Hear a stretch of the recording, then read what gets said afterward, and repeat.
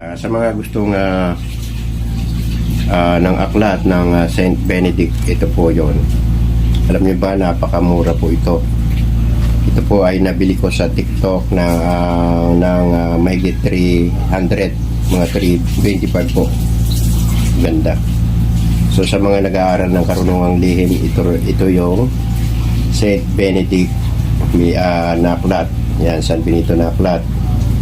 Yung malalakas na usal na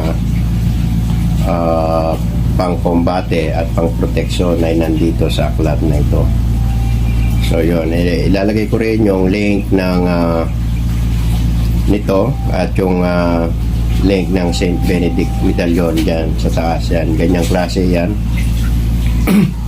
So punta lang po kayo sa description box ng video ito upang maka-order po kayo sa TikTok.